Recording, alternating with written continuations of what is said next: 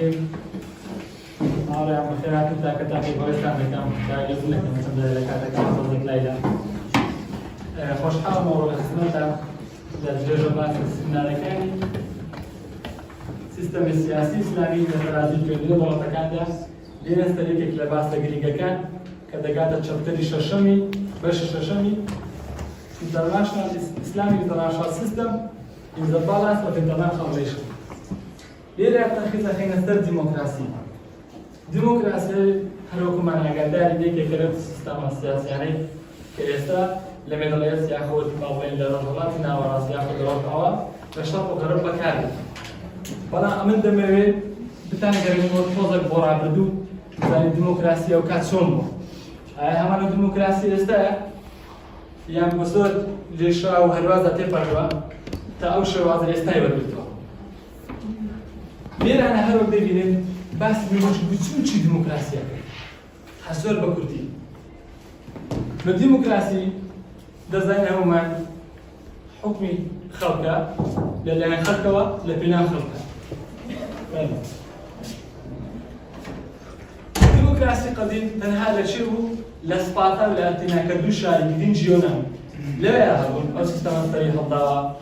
لقل روخاني هردو سبارتا واتنا ديمقراطية يوجد صراطة بود ذلك كم قناقي ديمقراطية العيش إنجليزي واتلا يوناني كون لا ديمقراطية هذا شنيكر لا نمونا ثانية استايك درجة بلا همان أبي أستاني بنكي استهمان بومنا بينخوش هريك كان أقدر بومنا ما في عفرت لو كاتي النبو كعفرت زوريني كومالجاب ما في كل ندرة كبهمان شيوا كل زوريني كومالجاب وهذا بومنا كسي كبأصل يونان نبا باليونان الدولة بقى فلما ما دام أصلك يونانية ما يحبوش ندرة بومنا روما خلشيان سبارتا أجيك لشونا كان يديكم كوات الديمقراطية سردا كمينبو أوانش كتيني فلسفة كاني بيلم براست خود الجنة سردا كمينبو دواتر بناوي ديمقراطية كحكم جد هذا قول بومن دواتر روما إمبار ديمقراطية هذا لشو اليونا دوايا وي روما البيزنطي أو كاتي باشاي يونان باشا روما قسطنطينة دوائر كديمقراطية نما ديمقراطية بيجزاري لهر دو شارع السينا وسبارتا لناسو لقل توني هر دو شارع كان ديمقراطية بيجزاري هذا الشارع تا هذه بيغمبري مسيح درودي خوالي السلبيت عيسى عليه السلام روما البيزنطي أو كاتي عيني عيسى ورقل بلان أو عين الناكد عيسى يقول إني عبد الله من بندي إخوان بركو عيني ورقل كده يقول عيسى ابن الله عيسى كل إخوان أعوذ بالله أو عيني ورقل كو عيني ورقل بنامي ظلم مستمر ستاكم درزبو بو خلق سود بني لو ديمقراطية قديم كهيا كنماوا سليات ستاكم درزبو تاكم شامبيدو وترا بابا كأو لا خوي لا دروشومي ديمقراطية دوات الدروشومي عين مسلسل سري هذا بابا كان بون كسينة كان داقي كربو بين دود دصلاتي روحي عيني زوال لو أنا تاخم اشتريها بون بين دود دربك أو أنا سين كربو سيستمي أبويا داقي كربو هالشي زارو زي خلق شيء داقي يعني كربو لخدمتي خويا سيدي ايش تسترين هذا النايا ناسيني إمبراطوري أو سينا قيصر وباشا كان بون كبناوي سياسة وحكم عندك سينا كان يبون سيني بابا روحي بو سياسة شيء روحي بو سيني إمبراطوريس سياسة شيء قبل السيستم شيء سياسي بو وسيني بابا دخلت شيء عيني أو سينا هذا حكم يعني كل بدري جاي ميجو هربويش وسندم بيوان شورجيت سجن هذا لم يعني أو سيستمية كبناوي خوا ونيني خوا ياخذ بناوي دصلاتي بابا ياخذ بناوي دصلاتي قل هاتنسيان كيد مو نخشى أساسان دوا زورينا أساسان دوا خدمة كمينة بوي ويلي هاد سان شورج بيرك سردلانا نيكولو ماكافيلي كتبت نسي بناوي مير كتيا دلوي تجبر بابا وستي كاتب بابا ويزاني كمير بتمايسيا هلا دي متابي كجي بەڵکو کە پێی نەکوژرا دوای خۆی نیکۆلێماکە بینین خەبرەکەی شێوان یعنی کە لە شەکەری تۆ شێواندی بۆ ئەویستی هەموو شتێک لە خزمەتی خۆیان دوای لەگەڵ پێشچوونی هەر نەوە دوایینەوە ئەوان هەر زوڵمیان زیادە کرد چونکە زوڵمەکانیشان لە خزمەت کۆمەڵە کەسێکدا بوو لەگەڵ بەرەپێچوونیەوە مستەمەی دەیان کرد خۆی کورداواری چێکی جوانی هەیە دەڵێ پەر کندر لە باریچیا قسە بەڵام پەتی زاڵم لە ئەستوریا قسە ئەوانش حەسڵمیان کرد هەر ئەستپەندەکان ئەستور بەستور بوو تاوی لێ هات شۆڕشێکیان بەسەردا کرد چەندان کەسانێک هاتن شۆڕشەکیان هەڵوەشاندەوە لە میانەی ئەوە چ دروست بوو سێ تاقیمەتی دروست بوو کە دوای شۆڕشی فەڕەنسا لە ساڵی 1970 شۆڕشی فەڕەنسا بووە هەدا کە پێ دەڵێن میدیڤال تایمز کە بەرەو سەرەوەیە یاخود مۆدرن تایمز بەرەو سەرەوەیەتی دوێتە لە شۆڕشی فەڕەنسا دروست بوو شۆڕشی فەڕەنسا کە دروست بوو بۆ هۆی ڕوخانی پاپاکان و هەروەها چینی ئەلیکرۆسپێڵێت یاخود با بڵێن ئیمپراتۆریەت لەگەڵ دەرەبەت هەستێکیان ڕوخان ئەو کاتە ئەوروپیەکانیش لە میانەی ئەو تەمەشایان کرد سێ شوێنیان بەتاڵ بووە مەجبور بوون مێژووکۆیان هەڵدەنەوە تەمەشای مێژووکۆیان کرد بینیان بزانین لە مێژووی ئەوان شتێک زۆر بەکەری هاتیە مێژووکۆیان هەڵدەوە بینیان لە مێژووی ئەوان سیستەمێکەوە بەناوی سیستەمی دیمۆکراسی دیمۆکراسی لە چەند دەری هینایان سیان کرد پەیڕەیان کرد لەسەر حکمیەوە بەڵام تێکەڵایان کرد لەگەڵ چ بارەگاریان کرد ئاوێتیان کرد لەگەڵ چ لەگەڵ لیبرالیزم و سیکۆلاریزم علمانیەت و ئازادیگەری ئەو دیمۆکراسی لە یۆنان هەبوو بۆ شێوەیە هەمان ئەو دیمۆکراسی ئێستا نییە بەڵکو بە زۆر نشیوە و هەڵبەزار و دابەزین ڕۆیشتوە تا ئەو شێوە ئێستا وەرگرتووە بۆم لە دیمۆکراسی کە هات بۆم لە مافی یافرەتی قوبوڵ ناکرد و بووم لە مافی کۆلێ نەبوو بەڵام لە دوای شۆڕشی فەڕەنسا لە دوای بەرەپێشووی دیمۆکراسی بەرەبەر عەقلە مەشتەکان شکان ئیتر هەمیان هینایان ناوێت بۆم لە جوانتریان کرد بۆم لە حکومڕانیان دانا ئازادیگەریان هاشتنایە بۆم لە مافی یافرەتان وڵاتە شەک و سویسرا لە ساڵی 1970 مافی ڕەوایدا بە ئافرەت وڵاتەش بۆ سویسرا وڵاتەکانی دیکە هەندێک جر بەرەبەرە لەگەڵ بەرەپێشچوونی کات بۆم لە قەدیم خەڵک لە گوند بوو کە دەهاتە ناشار بەم شێوەیە دیمۆکراسی بەرەوپێش ئەو سێ تاقمەی کەما بوون جێکی بەتاڵیان بۆشایەکی زۆرە هێشتبووە بۆیە مەجبور بوون ئەو بۆشایە بە سێ شت بکەنەوە لە جیاتی پاپا چیاندانە دۆزراوەکان و داهێنەرەکانیان خستە جێی پاپا لە جیاتی ئیمپراتۆر پەرلەمانیاندانە لە جیاتی دەرەبەجیش سەرمایەداریاندانە سیستەمی سەرمایەداری ئەو سێ چینەیان بۆ سێ چینێتر پڕکردەوە بۆم لە قەدیم کە ئەمر و نەهی و خراپە و باشە بەدەست ئیمپراتۆر بوو اینجا ولیان بدەن دەست پەرلەمان بۆ نمونە دەبینێت ئەو شتانەی کە لەبارەی ئابووریەوە زەر و زار لە ناگرێکرد دەربەکان دەیانە دەست سەرمایەداریەکان کۆمپانیا زەبەلاحیان دروستکردن بە ناوی سەرمایەداریەوە هاتن حکمیان کرد وای لیانتر کۆمپانیاکان ئەوەندە زەبەلاح بێ خەڵک لە گوندی بێنەوە شار بۆ لە خزمەت کۆمپانیا ئەوانە کار بکەن ئەو دیمۆکراسی ئێستا هم دەبینن بەو شێوەیە هەر لە سەرەتاوە نەبووە یعنی خەڵکەکە خوا تێنەگات کە دیمۆکراسی هاتووە هەموو شتێکی بەخێر بۆ کۆمەڵگا هێنا نا وەکو ئیسلام نە ئیسلام کە هاتووە بەوە هیچ سروشت بە 23 ساڵ هەموو شتێکی دایکردن دەست مرۆڤ هەموو شتێکی بۆ مرۆڤ دەستەمە کردن مستەخەر کردیان بەڵام دیمۆکراسی لەگەڵ پرۆسەیە دیمۆکراسی پرۆسەیە ئێستا نمونە ئەو شتێک کە لە سپێنشترش دەڵێ 100 ساڵەوە بەشتری دەگوت جز بێشتر دەڵێ ئێستا بۆم لە ڕێژ دەبی زەنابتان هەتا دنێ پێرێ بۆم نە قبول نەبوو هاڕەکەس بازی تێشی ئاسایی نەبوو بەڵام ئەوڕۆ ئاسایی کردیان سبێنێ لەوانەیە بڵێ دەستگرتن سەر ئافرەتان ئاساییە لەوانەیە پرۆسەی هەزار شتێک دەڵێ چ شتێک لە بەرژەوەندی ئەو بوو دەیخاتە ناوی ئەوە بە کورتی مێژی دیمۆکراسی بە زۆر شوێنەدا ڕۆیشەوە بە زۆر هەڵبەزینی دابەزینی کردیا تاوی لێیان ئەو پەتە ئەستوورەی بەدەست ساڵمانە بپسرێ دیمۆکراسی چ ئێستا بۆ منەکە ڕۆژ ئەوە گرتێ دەست بێن نەکرایەوە بەڵام وای کە گرینگە لێرە بوترێ ئاوەیان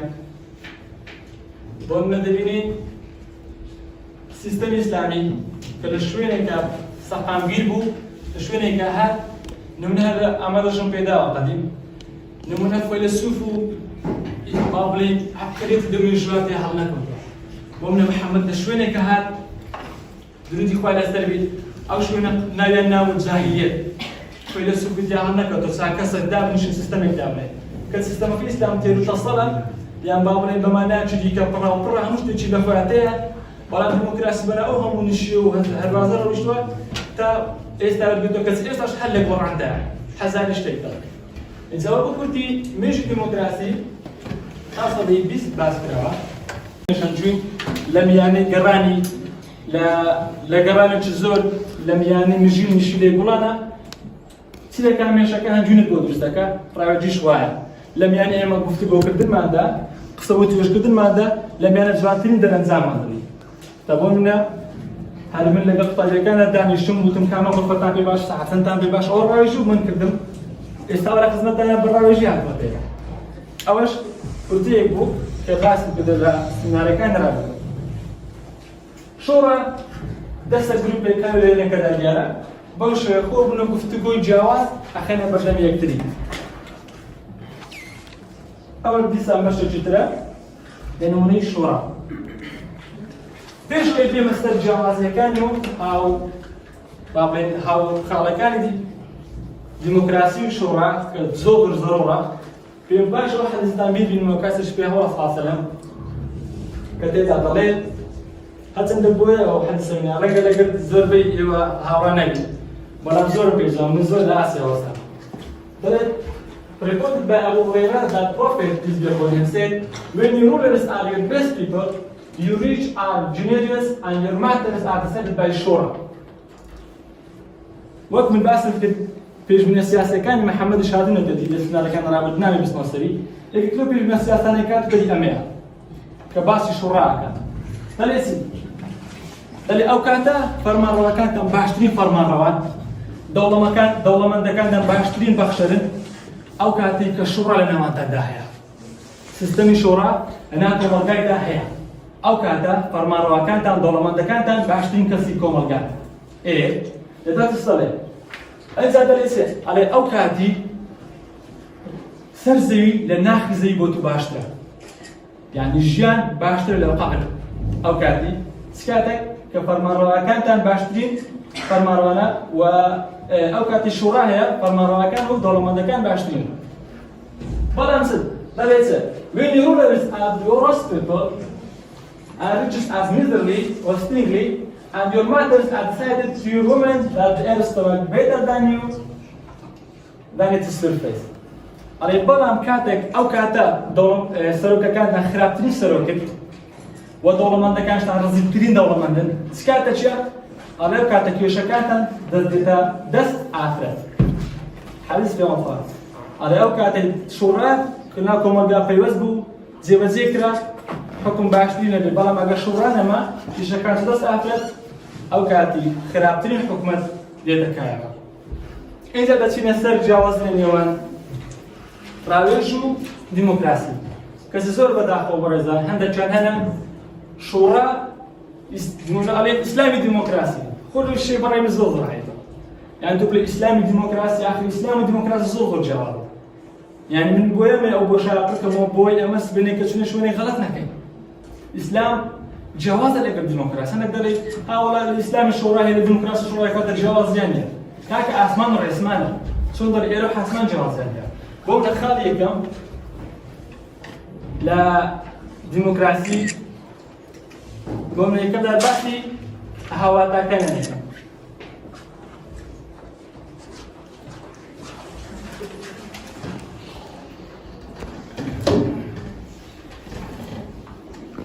قمنا ضليت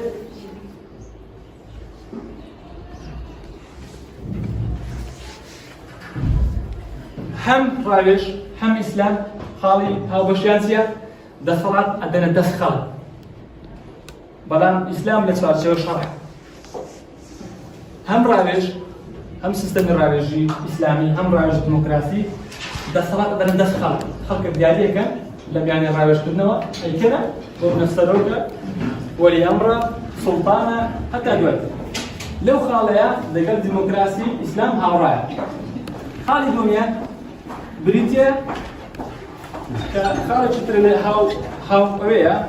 هاو شان ديمقراطي إيش أويا الإسلام ده عندهم مبدئك يا بون منا آزادي دادجري بون منا ما في مرور ما في أفراد أو شان هي الديمقراطية هي هەروەها لە ئیسلامی شایە هەردووکیان هاوڕانە لەو خاڵی سێم کۆتایی خاڵ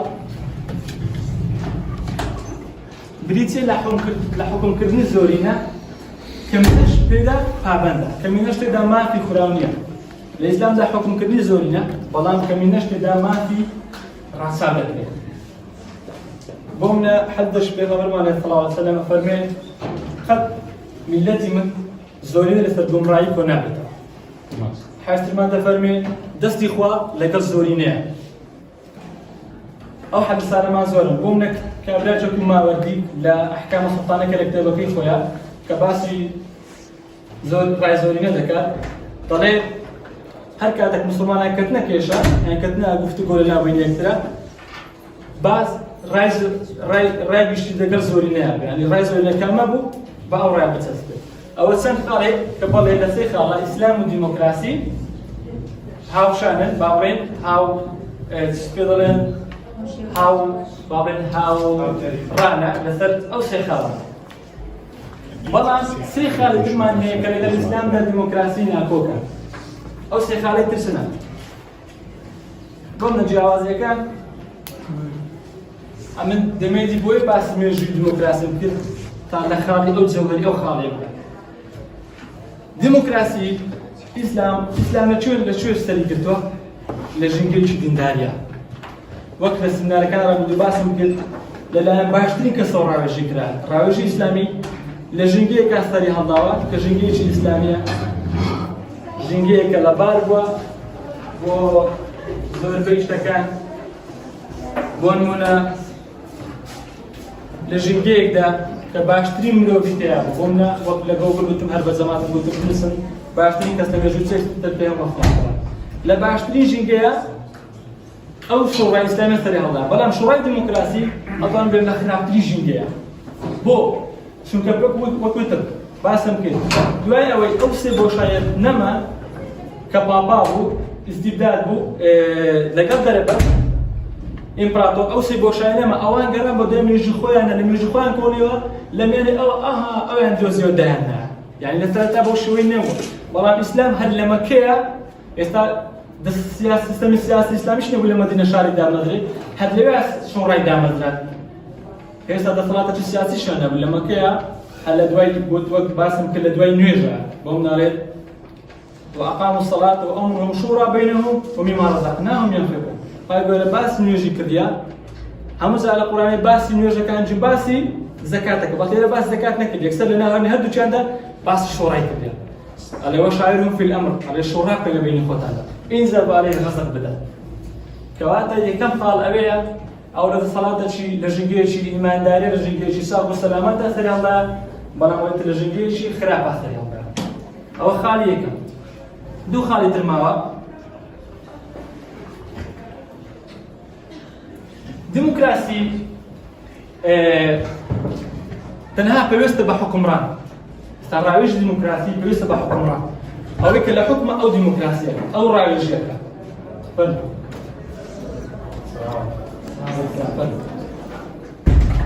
بەڵام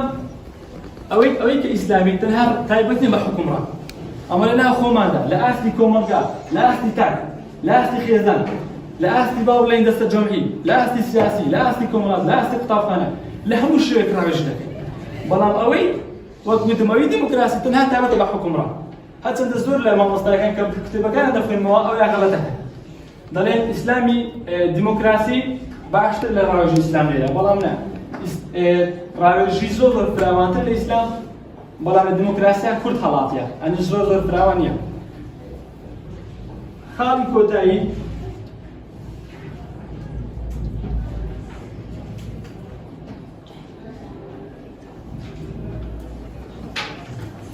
مافی یاسادانان لە ئیسلامدا مافی یاسادانان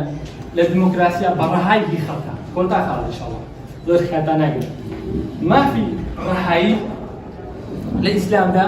ئەفە لە دیموکراسیدا بە دەست خەڵکە خەڵک دێ شەریعەت دائەنێ بۆ منە خەڵکێکیش چۆن ئەگەر دووسی مێژوە ڕۆپا بخوێنیەوە زۆر زەمین خەڵکەکە یویان دەڵێ خەڵک شەیتانی سەر زەویە یویان دەڵێ خەڵک بەش بەشەر نییە ناوەڵ بڵێ یویان تێدا خوای گەورە غەڵەتی کردێ مرۆڤ بەشەری دروست کردیان يعني بشرك بهموش زميكا عشان دصلات السياسي ويا صدام بدنا أو بشر لا إموانية لا إما شيء صدامه فايبيور فايبيور شريعتك اللي ياساك دانه إما الأساس أو ياسا اجتهادك الأساس أو ياسا يا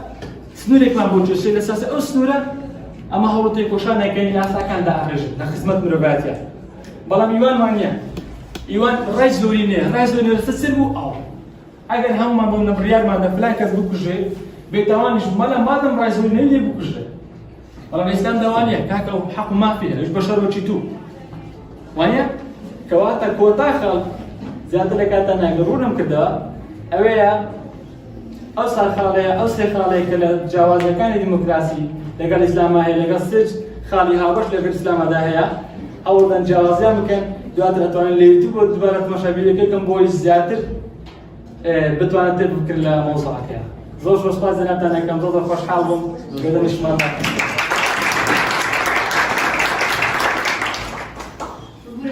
سيانك أجل حقل بلان بين فواتك يا رب فلا طبعا لا حديث كيف النبي صلى الله عليه وسلم قال بتويتي أجر الصلاة كوتا دس أفرد وزن بوت الدولار مكان ما نصيبينه فما كانشنا كاتله بلا لذا أو حديثات يقولون بس كانت الصلاة نابي لدس أفرد بي ويا الشراب أفرد يشبه نعم يعني إسلام أصلاً خالها وشكاين ديمقراطي إسلام دراسي أو كده لكن ديمقراطي هذا شنو صلاة يعني وشورى بجنيش ذكري الآن إسلام اللي حدث كذا مسلوه كنابي الصلاة آخرها بالشورى عشان في يأخذ رئيسة الشورى بآخر بس قول الملا حديث يكون هنا كاتب عمر بن الخطاب بيت الخليفة عبد الرحمن كر عبد الله شوران بأفرتان يشكل أفرتان بيش بردش يعني الشورى على الإسلام ده بأفرت شكله من هذا بقدر كاتم بسيار بكوش كان يشكل إذا هتمديها يعني الشورى كله بلا مرات يحزني في لم أريها من الشورى أجر سيستم الشورى حقرا لناكم وجايا دولة من ذكرت أكرافين غزيرتين دولة من ذك ويانا تمشي وردنا وأروها دخلت كانش كان أكرافين دخلت حتى مشاهد الريح بالفعل حزقها كتبه بلام أويك باس يا فردك عليه كان شكل بس أحلى هم بس يوانيش كان برفخنا طول بس أحلى توابا نعم بومنا أو شو رأي بأحلى ذكري بلام أويك زانمونا دبينين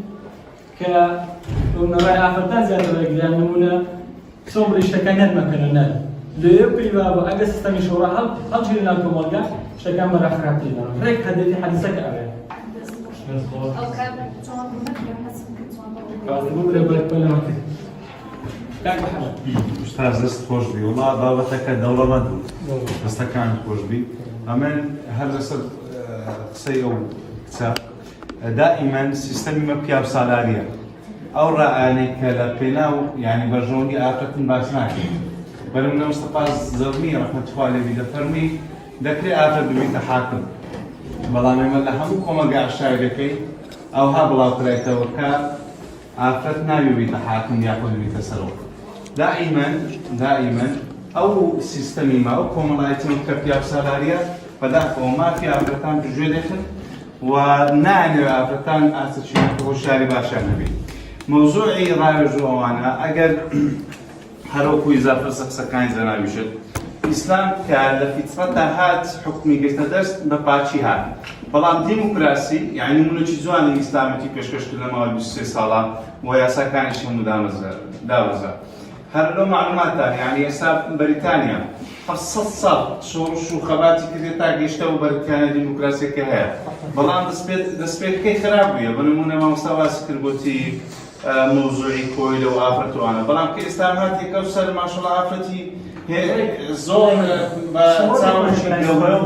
بتساوي شيء جورو بريزوا يعني يكلون من هذا باسة كذلك فاطمة كتبي عمر ساوسن دست خدمتي هذا بري هذا استيتو مثلا أو عباية كذا سرشاني تيبور على فيك خدمتي تيجي خوي بقى خدمتي هذا تكاني خوي بقى تسلمش. تسلمش مش بس لو كإسلام زور بقى بس هي أفكر تحسب لو أو حديثة باشتغل من بريطانيا وإن كان كسر غلط بقى قبل الدسمات كمان أفرد كزمان أنا قول منا لسدنا الإسلام الآخر زور حكم يكديه ومن الشفاعة عبد الله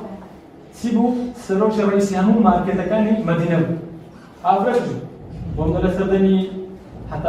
إيش عشان قلت مشاكل اللي واضحوا أندونيسيا وأنا أفرد من سروج وزنان يعني الإسلام ما رجع له هيك بس لما تملوا كانت الشهرة الجيرة يتداول ما كان برازيل ترينيان وحكم على كان خلال ترينيان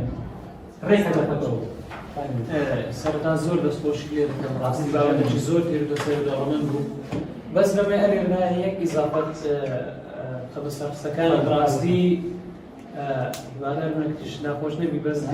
دیموکراسیەت یعنی زۆر لە ئاست خۆی ناخوارێت ئەوەی تو باسی کرد زیاتر سێکولاریزم بۆی لە ئەوروپا پێڕە دەگرێتن نەک دیموکراسیزم ئەوەی دیموکراسیزم ئەوە زیاتر پێوەدە بە نانی دەسەڵاتداریەوە ئەمما لانی کاکەکان ئەویان زیاتر سێکولاریزمە کە زیاتر لادانە لە دین لادانە لە بنەما ئەخلاقیەکان لە زۆر شتێکی کەواتە ئازادی کاکە کەسی و بابەت پرسیارێکی دیکەشم ئەو شەر ئیزافە دەبیت بۆ قسەکانی کاک محەممەد و شتێک سەبارەت بۆ بابەتێک لەسەر حکومکردنی ئافرەت ئاخۆ حکمەتێک لەوەی دانەیە کە پێغەمبەرمان درودی خوای لەسەر بێ فەرموویەکی ئەگەر لە کاتی هاتنی دەرزادا خوشکاندان دایکاندان خێزانەکانتان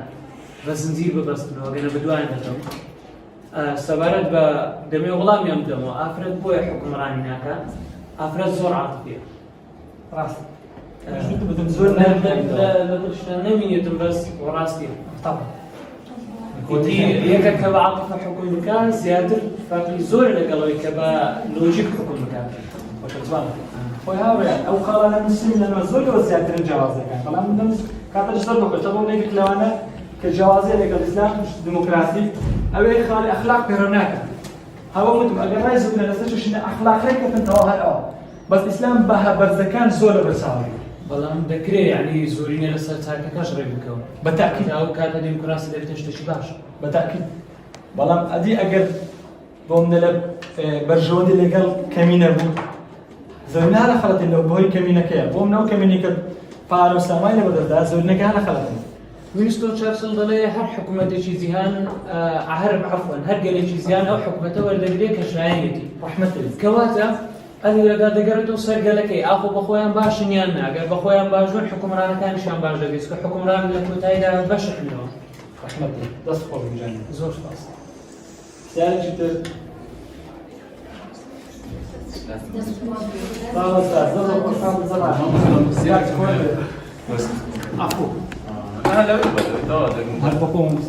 میگم تش نمی‌ذاری بابت دموکراسی جناب که باست کرد تایتلکی یعنی سر بابتی لروی ماب بود یا لروی حکمرانی بود یا لروی او بیرورای بیرورا بود تمام بود جوان خوی بگشتی سیری بگشتی بونمونه زوج بونمونه تویسم و بروف لیده بالا خوی کم یادو نفعه اگر بگشتی سیری بالا کم کردیم او برادر شوی وتی لدیموکراسی تفاوت خوی منو تبودن دیموکراسی بارگالی کرده اوه تکرار لکه لیبرالیسم و سیکولاریسم ایستا بالا همان دیموکراسی قدیمیه بنبوی خالق بو کرده خوی برای جنابت مثلا آین كما ديمقراطية دعواتنا كثير عائلة مسيحية إسلام وأنا كما ديمقراطية أقاتلنا كده يعني مثلا بوت كسر حزين بوت في فلسطين بينو رأي وياك بوت برد في فلسطين بس عين غيري لده كده رأي هو خوي ده الإنسان تبي سنور داري بس أجر سنور شو بولا نبي زور تحاول على الإنسان سنور داري نكيد زور مسير أخوان بعدين حاول توحي لهذا كل ما حاول أجر داري أو حاول أجر دايما زور إسلام أي كان بس سنور مو قبل كان كسر يقول سنور فقط يقول لو كان لا ده بيجي ولا أيوة بس خلاص